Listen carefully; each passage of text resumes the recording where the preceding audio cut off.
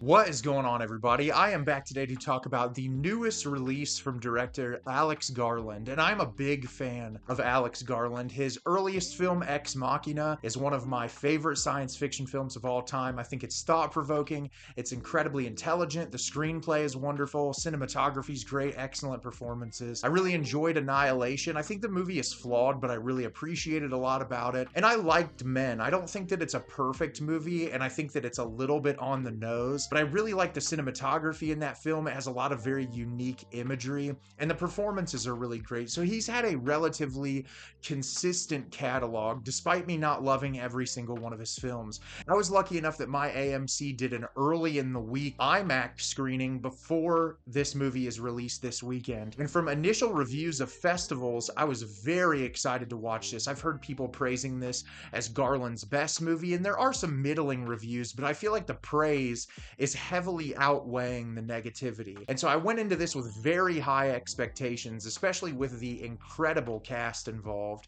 And the movie I'm going to be discussing with you today is Civil War. Civil War is directed by Alex Garland. In the near future, a group of war journalists attempt to survive while reporting the truth as the United States stands on the brink of a civil war. So, as I said, I was very excited to watch this movie because I like Alex Garland a lot. I love Kirsten Dunst. I love the cast of this movie, and this film is incredible. It's honestly up there with Ex Machina as my favorite film in Garland's catalog, and I said this in my Letterboxd review. I have not had a movie impact me in such a deep, visceral way in a very long time, to where I was so uncomfortable and uneasy and sick through most of this movie that I just feel like Garland was able to encapsulate the feeling of war and the just complete despair and utter hopelessness that war brings, and how war is cruel and war is unforgiving. And I think that the way that this is executed is remarkable, and I'm excited to talk to you about it today. So at the beginning of the film, we're introduced to Lee, played by Kirsten Dunst, who is a photojournalist.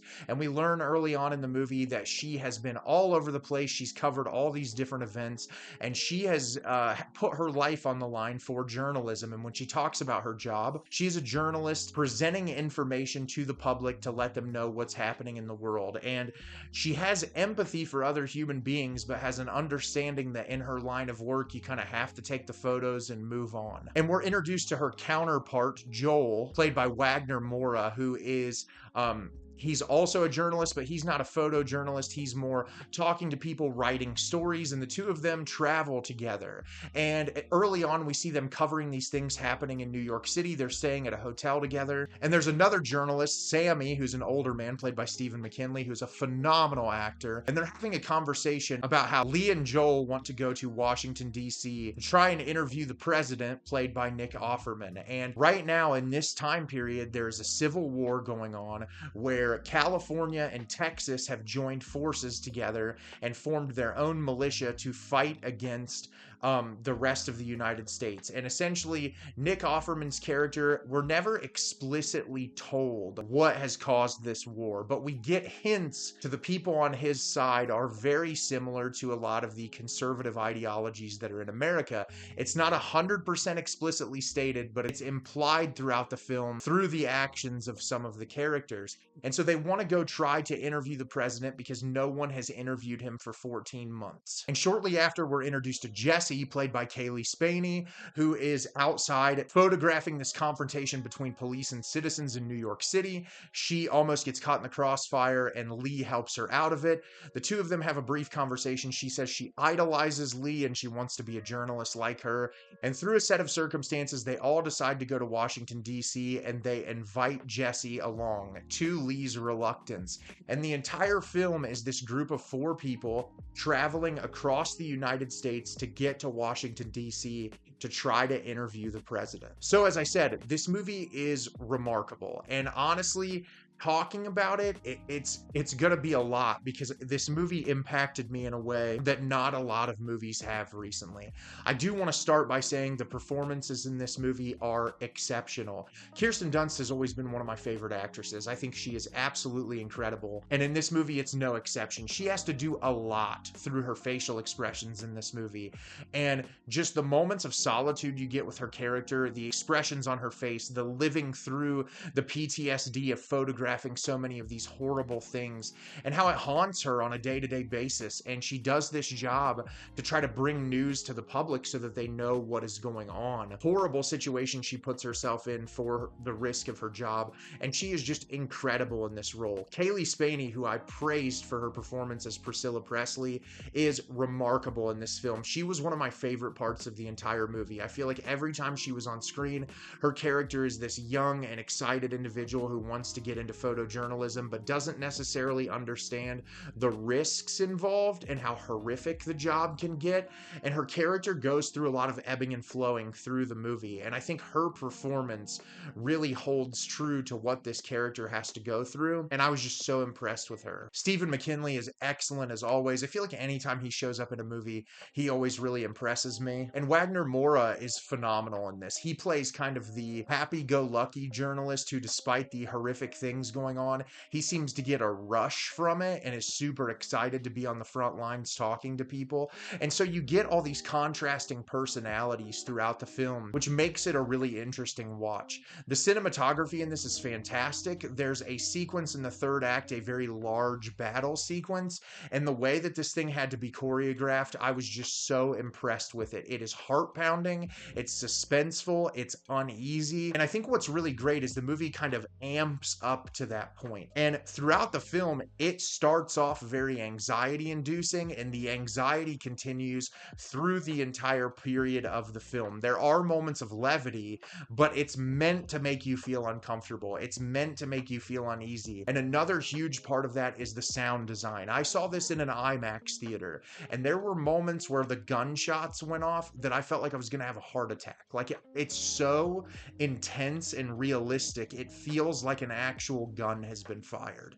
And there's transitions with those sound effects that really put you into this world in a way that you cannot escape. And I think that's what makes the movie so immersive and engaging. And all of the elements of the production make an amazing experience. And I really want to talk about thematically in this movie, because when this released at film festivals, I read a lot of praise, and I think this movie deserves its praise, but I also read a lot of middling reviews saying that this movie didn't take a side, or that this movie wasn't really saying anything. And if that's your takeaway from this film, I don't believe you watched it, because I think this movie is saying something so incredibly important about war and about how war impacts society and how war does not care about people. And I think what's really interesting about this movie is we are never explicitly told why this has happened. You can imply it through specific sides' actions and things that they do through their dialogue.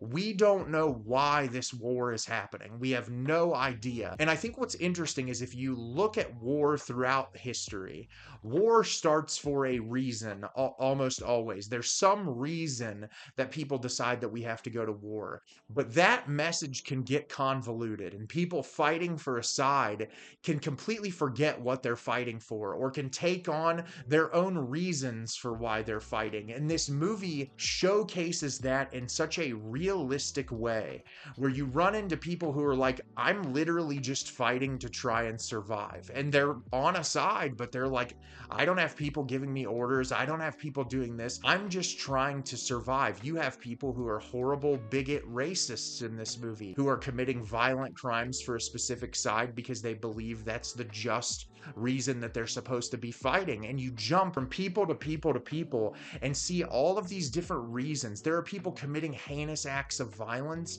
in this time for literally no reason. And you get this wide array of things that are occurring.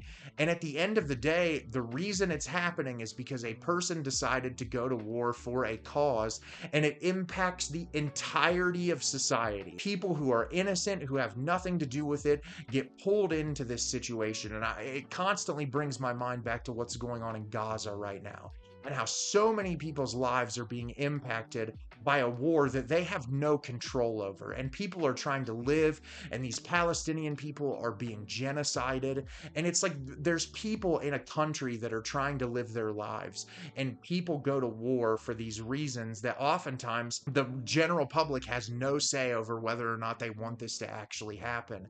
And that's what's so horrifying about this movie, is that if the country goes to war and you're living there, there's not much you can do about it. And it's really interesting how Garland paints a picture of places who are trying to block that out and just say, oh, it's not happening. There's nothing going on around us. But you can tell that they're turning a blind eye while also sort of knowing what's going on. And that was incredibly thought-provoking as well, because I think that's really indicative to people who just shut off and ignore horrible things that are happening in our country on a regular basis. And there's so many things that you can unpack in this movie and so much subtext that I just thought it was interesting how on a lot of the negative reviews, people were so quick to say, oh, because it doesn't take a side, or it's not explicitly saying this, that it's not saying anything at all. And I think that's very wrong. I think this movie captures the horrors of war and how war just truly does not care about human beings. And when someone dies, their life is boiled down to a second. Their life is gone, and you don't think about them anymore after that. You have to move on to survive. And it's really upsetting and it's heartbreaking. And Garland captures it in such an authentic way that really just kind of left me stunned, to be quite honest. And I just thought this movie was remarkable, and it made me feel a lot of heavy emotions. The performances were exceptional, and I don't think I'm gonna stop thinking about this one for quite some time. So have you seen Civil War? Did you love it? Did you hate it? Leave me a comment down below. Let me know what you thought. I thought this movie was remarkable. I thought the performances were incredible. The cinematography was fantastic. Sound design was great. And I thought it was speaking volumes on an issue that needs to be talked about. As always, if you can like the video and subscribe to the channel, helps me out a lot and lets me know the type of content you're looking for. I'm always putting out new material and look forward to getting more out for you in the near future. And as always, everyone, thank you so much for watching, and have a great rest of your day.